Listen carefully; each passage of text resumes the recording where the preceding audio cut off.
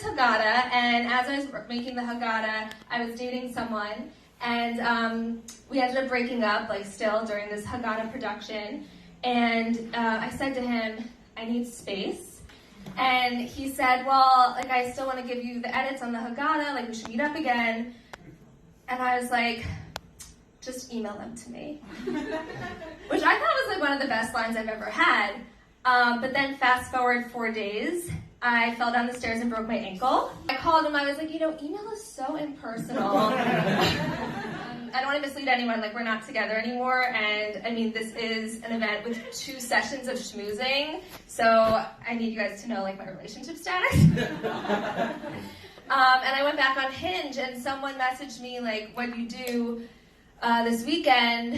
And I was like, I did a comedy show, I was selling my Haggadahs at a flea market, and I was icing my ankle. And he wrote back, there's a lot to unpack there. I was like, all right, Danielle, like, lesson learned, we don't need to be that honest. I did not hear from him again after that. So, like I said, I broke my ankle, and since then, like, people have been treating me differently. I live on the Upper East Side with a lot of elderly people in the building, and normally, like, I'm offering to hold the door for them and whatnot. Now they're doing that for me. I was on the bus the other day, and an elderly woman in a handicap seat got up and offered her seat to me. Obviously, I took it. Like, I did. I, like, assessed it. I was like, but who needs it? And I was, like, in a cast at the time. I was like, I'm taking this.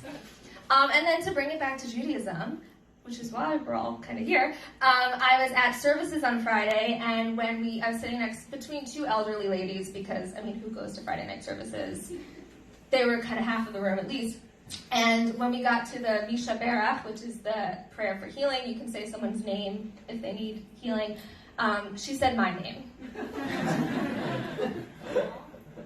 Now, the thing about breaking your ankle or any bone, this is my first time breaking my ankle, is that everyone starts talking about the injury, and then they start talking to you about their injuries, and usually their injuries are like, they're not recent, they're like anywhere from 5 to like 25 years old.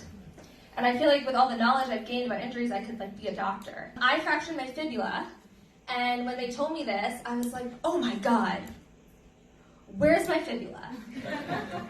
And so I had my sister, like, pull up a picture, which is the next picture. I just thought that I should show it to you, because, listen, like, I didn't know. Raise your hand if you knew where your fibula was.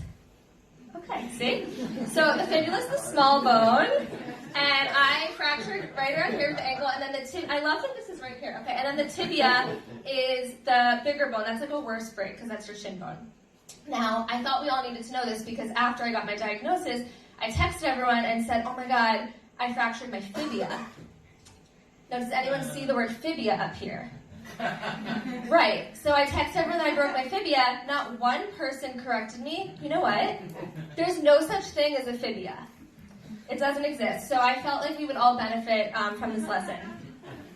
Now, my biggest fears in life were breaking a bone, which I've now done, and my other biggest fear is getting sued. Which actually happened to me once, but, like, really, they sued my dad, and it's, like, a much longer story for another day, and we're all fine.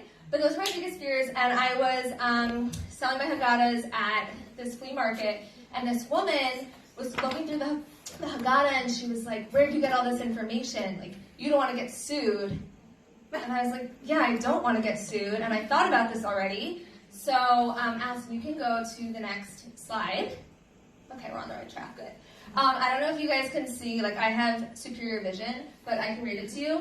So instead of Menashevitz, this says, can anyone read it? Menashevitz.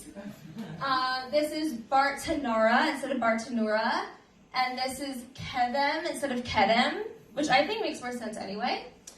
Okay, we go to the next slide. And these are all in the Haggadah that you guys are taking home.